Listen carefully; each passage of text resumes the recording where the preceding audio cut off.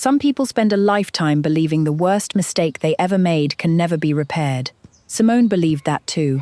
After years of heartbreak, betrayal, and raising 2 children with more questions than answers, she thought the past had finally let her go. But then, every Saturday, the man who had once walked away kept coming back. Not with excuses, not with promises, just showing up. What happened next didn't just change his life. It changed an entire family, in ways none of them ever expected. And by the end of this story, you'll understand why forgiveness is sometimes the greatest gift we can ever give ourselves. If you made it through part 1 and your heart is still with Simone, do me a small kindness and hit subscribe right now, because this is where the wounds start to close, and you'll want to be here for it. The autumn after that wedding fell apart was the first autumn in years that Simone didn't spend bracing for something. She kept waiting for the feeling to arrive, the one that always came before, the tightening in her chest that told her the ground was about to move under her feet again. It didn't come. The mornings arrived plain and ordinary, one after another. Elijah's cereal bowl, and Zuri's tangled hair, and the smell of Minsuk's coffee drifting up the stairs. And for the longest time, Simone kept treating that ordinariness like a stranger she wasn't sure she could trust. "You keep looking at the calendar like it owes you money," Minsuk told her one morning, watching her over the rim of his cup. "I keep waiting for the catch," she admitted. "There isn't one, Simone. That's the part I still can't get used to." "I know. Take your time getting used to it. We're not going anywhere." Junso came every Saturday, exactly as he'd promised in that ruined banquet hall. And Simone learned, slowly, to stop counting the Saturdays. For the first month, she counted them the way you count a fever, waiting for the number where he'd break, where the old pattern would reassert itself, and he'd find a reason to be somewhere more important. The number never came. He came in the rain. He came the Saturday his mother had a board meeting he was supposed to prepare for. He came the Saturday he had a cold, and sat on the porch in a scarf, because Simone wouldn't let him near the children coughing like that. And he still came, just to wave at Zuri through the window and drop off the book Elijah had asked about. "You didn't have to drive all this way to hand a boy a book," Simone told him at the door. "Yes, I did," he said. "That's exactly the kind of thing I used to think I didn't have to do. I'm done being that man." "Do you believe him?" Renee asked her one night, the two of them closing up the lounge the way they had for years, though Simone sang less now and mostly came by out of love for the old room and the woman in it. "I'm starting to," Simone said. "That scares me more than when I didn't." "Why?" "Because it means I have to decide what to do with a version of him that actually shows up. It's easy to know what to do with a man who disappears. You just build a life without him. But a man who keeps his word, that one asks something of you." Renee wiped the same spot on the bar twice, thinking. "And Minsuk?" Renee asked, gently, the way she asked the questions that mattered most. "What about Minsuk?" Simone said, and it wasn't really a question, more a door she wasn't ready to walk through yet. Tell me in the comments right now. At this point in the story, are you rooting for Simone to give Minsuk a real chance, or are you still holding out hope for something else? I read every single one of these. The children changed that year in the way children do when they finally stop holding their breath. Elijah, who had come home so quiet the fall, a boy at school told him he had no father, started talking again, really talking, the way he had when he was small, before he learned to guard himself. He talked to Minsuk about the engine of the old car they were rebuilding together in the garage, a project that had started as a way to fill a Sunday and turned into something neither of them wanted to finish, because finishing meant it was over. He talked to Junso, more carefully, on those Saturdays, asking the long list of questions he'd promised himself he'd ask, and Junso answered every one, exactly as he'd sworn he would. "Did you ever think about us?" Elijah asked him once, both of them under the hood of the car, because it was easier to ask hard things when your hands were busy. "Every day," Junso said. "There wasn't a day I didn't." "Then why is thinking about someone so different from being there for them?" "Because thinking costs you nothing," Junso said, "and being there costs you everything you were too afraid to spend. I spent years learning that the expensive way, don't wait as long as I did to learn it, whatever it ends up being about for you." Zuri, for her part, had decided her father was hers to manage, and she managed him with the total confidence of a child who had never once been told no by him and intended to keep it that way. She assigned him tasks, she corrected his pronunciation of her stuffed animals' names, She informed him, gravely, that he had missed a great deal and would need to catch up, and then she set about catching him up with the thoroughness of a small general. He submitted to all of it. Simone watched from the kitchen window one Saturday as her daughter marched her father around the backyard, pointing out every important feature: the tree, the fence, the exact spot where a bird had once died and been given a proper funeral, and she found herself crying at the sink, not from sadness, which surprised her, but from something she didn't have a clean word for.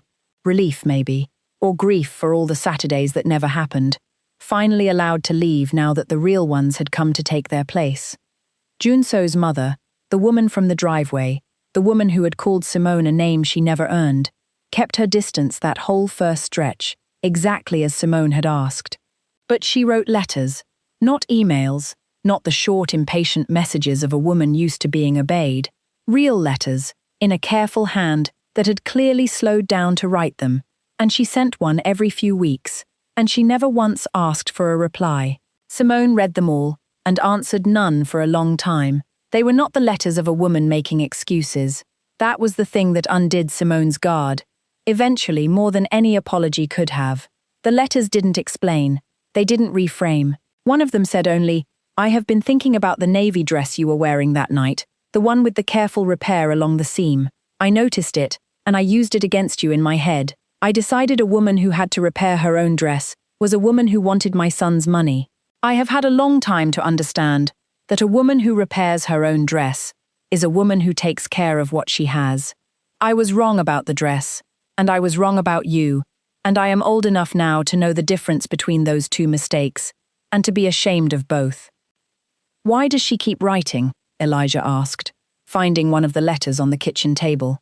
"Because she's trying to become someone worth forgiving," Simone said, which was almost word for word what the old woman had said to her on the doorstep months before.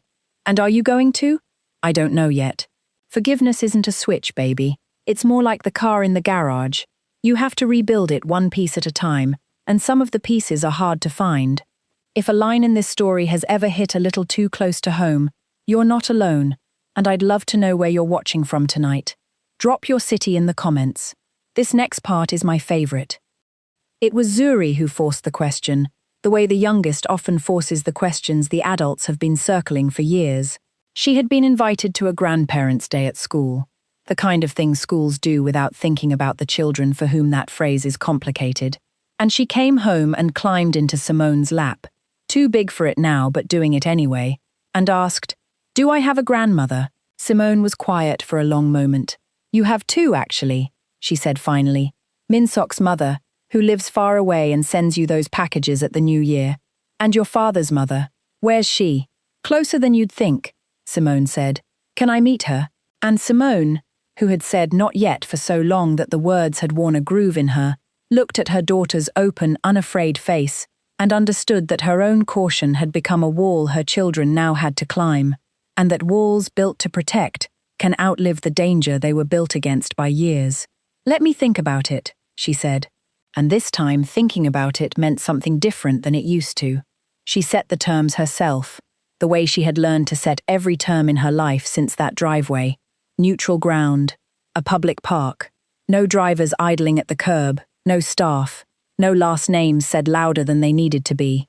Junso's mother arrived alone, on time, in a plain coat, carrying nothing, and she stood a careful distance from the bench where the children waited, until Zuri, who had never in her life waited for permission to be friendly, patted the seat beside her and said, "You can sit down. I don't bite." Something moved across the old woman's face that Simone had never seen there before, the look of a person being offered something she knows she doesn't deserve and being unable to refuse it anyway. "I've been told I can be difficult," the grandmother said, sitting carefully, her hands folded in her lap like a girl at an interview. "I've heard that too," Elijah said.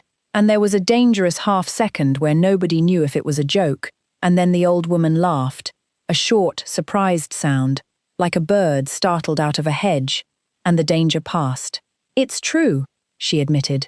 "I was difficult, worse than difficult, to your mother. I have spent a long time understanding exactly what that cost, and I am not going to pretend to you that it didn't cost a great deal." Zuri considered this with the seriousness of a judge. "Are you sorry?" she asked. Yes, the grandmother said. More than I have words for, and I have always had a great many words. Then you can push me on the swings, Zuri decided, apparently having weighed the entire matter and found it settled. And the sight of that severe old woman in her plain coat, pushing a small girl on a park swing, laughing that startled bird laugh again when Zuri demanded she push higher, was the thing Simone would remember for the rest of her life, as the moment the driveway finally began to close over. It was not a full reconciliation. Nobody in that park mistook it for one. But Simone had learned, over the long years, that the beginnings that last are almost never the grand ones. They are small and careful and easy to miss, and this was one of them. If you believe it's never too late to become a better version of yourself, give this video a like right now, because that's what the back half of this story is really about, and I want to know how many of you feel the same. Winter came, and with it, the first Christmas any of them could remember that didn't have a hole in the middle of it. Simone made too much food, the way her own mother had, the way you cook when you spent years cooking for a table that had one adult and two children, and never quite enough. Minsuk strung lights along the porch railing, with Elijah handing him clips one at a time, and offering unsolicited engineering critiques. Junsu came on Christmas Eve, which he and Simone had negotiated as carefully as a treaty, and he brought no extravagant gifts, because Simone had told him, again, that showing up loaded with presents looked like a man trying to buy back time, and time was the one thing on earth that didn't take payment. He brought, instead, a book of sheet music, old songs, the kind Simone used to sing on Thursdays on 44th Street, before any of them existed, before the corner table and the two shadows by the door. "Where did you find this?" she asked, turning the pages, and her voice did something she didn't want it to do in front of everyone. "I remembered every song you sang," Junso said quietly. "All of them. It took me a long time to find the ones I couldn't name. I wasn't sure I should give it to you. I decided the not being sure was exactly why I should. It's not to start anything, Simone. It's to tell you those Thursdays mattered, that they were real, that I knew it even when I was too much of a coward to protect it. Simone did not marry him. That's the thing I want you to understand before you get ahead of the story in your heads." The book of songs did not open a door she had closed. What it did was something more useful and less romantic than the movies would tell you. It let her stop hating the years she'd spent loving him. It let her set them down. "There's a difference between a door and a weight," she told Renee later. "He didn't give me a door. He gave me back a piece of myself I'd been ashamed of, the piece that fell for him in the first place. I'd been treating that girl on the stage like a fool for years. Turns out she wasn't a fool. She just loved somebody who hadn't grown up yet. That's not the same thing." "No," Renee agreed. "It isn't. And which one grew up, in the end?" Simone was quiet a while. "Both of us," she said finally. "Just not together."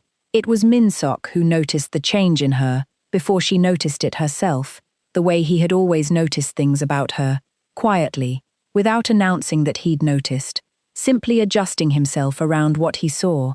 "You laugh differently now," he told her one evening on the back porch, the same porch where he'd asked her to marry him, and she'd said she couldn't hand him a half-healed heart. "Do I? You used to laugh like you were listening for something to interrupt it. You don't do that anymore." Simone turned that over. "When did I stop?" she asked. "Sometime this fall," he said. "I've been watching. I didn't want to say anything in case naming it made it stop." She looked at this man who had spent years loving her without conditions, who had pushed her daughter on swings and rebuilt an engine with her son, and never once made her feel like her hesitation was a debt she owed him. "Ask me again," she said. He went very still. "Ask you what?" "You know what, Minsuk. Ask me the question you asked me on this porch." He didn't ask it right away. He was too careful for that, too aware of how much it had cost her to say those words. "Are you sure?" he said instead. "Because I meant it when I said I'd wait, and I'd rather wait another 10 years than have you say yes out of gratitude, or because the children need it, or because it's the tidy thing to do. I'd rather have a real no than a convenient yes. That's how I know," Simone said, her eyes wet and her voice steady, both at once. "Because you'd still rather I said no than lie to you. A man who wants the truth more than he wants the answer. That's the man I want to hand a whole heart to. It took me long enough to have a whole one to give. Ask me." And he asked her, and she said yes. If that just got you the way it got me, do me a favor and let this old storyteller know in the comments, because we are not done, and what happens next is the part that taught me the most about family. They did not rush the wedding. At their age and after everything, there was no reason to rush anything, and every reason to do it slowly and taste every part of it. Simone was not a girl in a navy dress on a flickering stage anymore. She was a woman who had built a life out of wreckage and was about to put a name behind it. And she wanted the doing of it to look like the life she'd actually lived, not a fairy tale she'd been sold. So there was no grand hall, there was no string quartet, no aisle long enough to walk down into a lie. There was a backyard, and lights along a porch railing, and the smell of too much food, and a folding table borrowed from the lounge on 44th Street that Renee insisted on bringing personally, because, she said, this whole thing started in my bar, and I'll be damned if I'm not part of how it ends up. The question of who would be there was the harder one. It always is, in families like the one they'd become. Families built not from a single clean line, but from every person who had stayed. Simone made the list herself, at the kitchen table, and she surprised everyone, including herself, with a name near the top of it. Invite her, she told Junso. Your mother. She should see the children happy. She should see what got built out of what she tried to tear down. Not to rub her nose in it. I'm past that. Because those kids love her now, God help me. And a wedding is no place to teach children that love has a guest list. Are you sure? Junso asked. The same question Minsok had asked. And Simone thought about how strange and good it was that the men in her life had finally all learned to ask that question before assuming they knew her answer. I'm sure, she said. Tell her to leave the driver at home. Tell her to repair something herself and wear it, if she wants to understand what I'll be thinking about when she walks in. The old woman came in a coat she had. In fact, mended herself. Simone saw the stitching, a little uneven, the work of hands unused to it, and understood that the message had landed exactly where it was meant to. She stood at the edge of the yard, the way she had stood at the edge of the park, waiting to be told she could come closer. And it was Zuri, again, always Zuri, who ran and took her hand and pulled her into the middle of everything, as though there had never been a driveway at all. Simone watched the two of them and thought, children are the ones who forgive first, because they haven't yet learned how to keep score. And then she thought, maybe that's not a thing they lose, maybe it's a thing we bury, and if we're lucky and we live long enough, we get to dig it back up. Minsok's mother flew in from far away, the woman who had sent the New Year packages, and she and Junso's mother sat at the same table, two grandmothers from two entirely different worlds, and by the end of the evening, they were deep in a conversation about their grandchildren that excluded everyone else entirely, the way grandmothers do, comparing notes as if they had known each other for decades. Renee found Simone by the food and nodded toward them. Would you look at that? She said. Two women who couldn't be more different, thick as thieves over those babies. Simone smiled. That's the thing nobody tells you about children, she said. They knit people together who'd never have chosen each other. My kids built that friendship at that table without lifting a finger. They just existed, and two lonely old women found something to love in common. If you've got grandchildren who've gone and knit your family together in ways you never expected, I want to hear about it in the comments, because this next moment is exactly about that. Junso did not give a toast. He and Simone had talked about it beforehand, carefully, the way they talked about everything now, and they'd agreed that a toast from him would put him at a center he no longer belonged at, and that the whole point of the day was that he'd learned, finally, where he did belong. So instead, he did something smaller. During the part of the evening, when the light went gold and long across the yard, he found Elijah and Zuri, and he crouched down the way he'd crouched in that ruined banquet hall, closer to their height, and he told them, "This is a good day. Your mother is marrying a good man, the man who showed up when I didn't, and I want you to see me be happy about it, because I want you to grow up knowing that a real father is glad when good people love his children, even when he wishes he'd been one of them sooner." Are you sad? Zuri asked him, direct as ever. A little, Junso admitted, but it's the good kind of sad, the kind you feel when you finally understand how much you're loved by people you didn't lose after all. And then he stood, and he walked over to Minsuk, and in front of everyone he did the thing that Simone said, years later, she never forgot for as long as she lived. He shook the other man's hand, and then he didn't let go, and he said, loud enough for the children to hear because he wanted them to hear it, "Thank you for being what I couldn't be. Take good care of them. I know you will. You already have." And Minsuk, who was not a man of many words, held the handshake and said only, "We'll take care of them together. That's what they deserve, all of us, showing up." And that was the whole treaty, the entire architecture of the strange, warm, unlikely family they had all become, spoken in 2 sentences between 2 men who had loved the same woman and somehow come out the other side as something like brothers.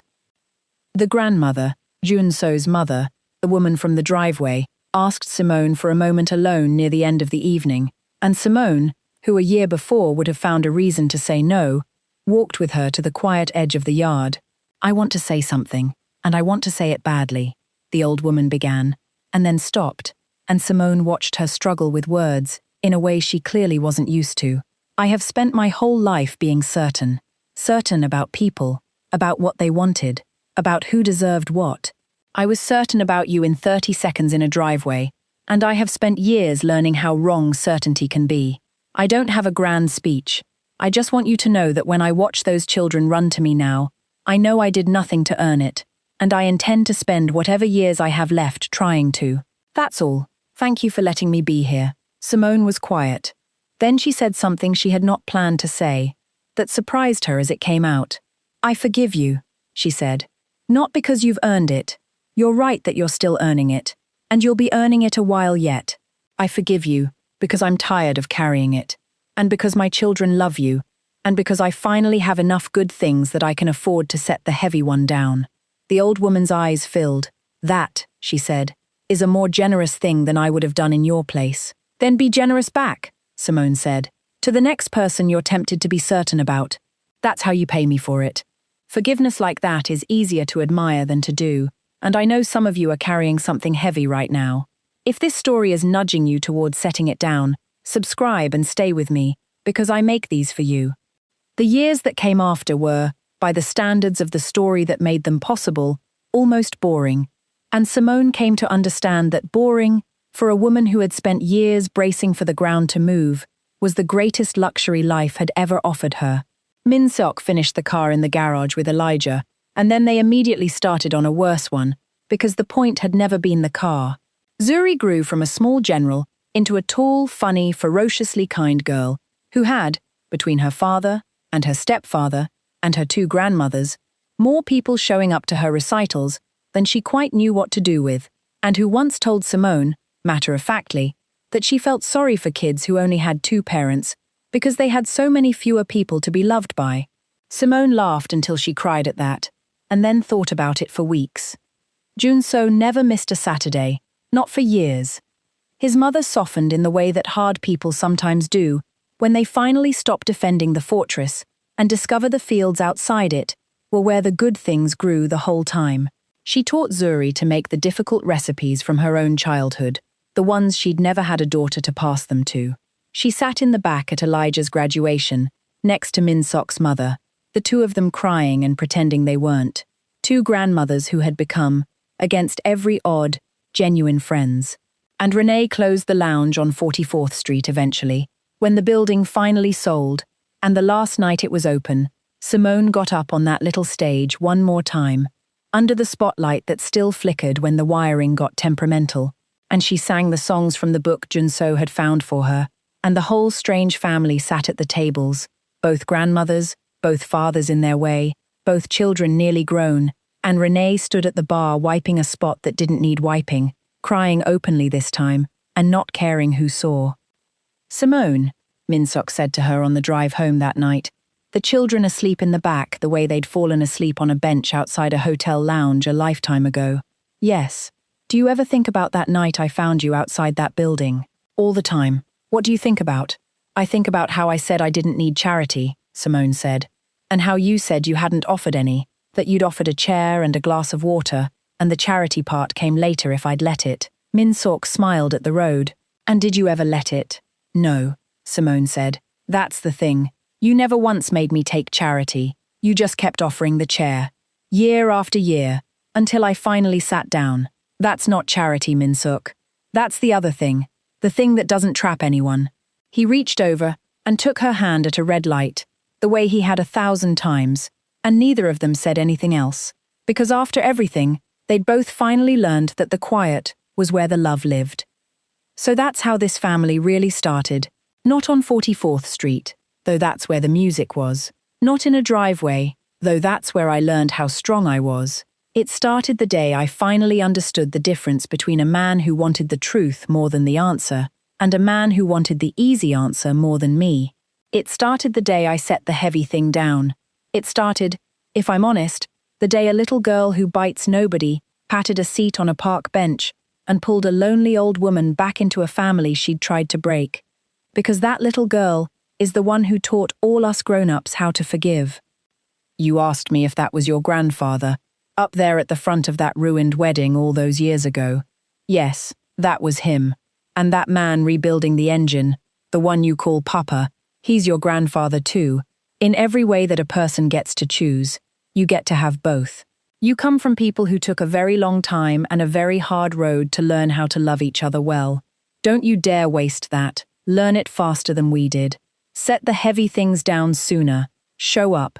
Every time. No exceptions. Now come here, both of you. Let your grandmother hold you, while she still remembers how the whole story goes. If this one moved you, share it with someone in your life who needs the reminder that it is never, ever too late to become the person you should have been all along. Subscribe, turn on your notifications, and tell me in the comments, who in your family taught you how to forgive? I'll be reading. Until next time, take care of each other.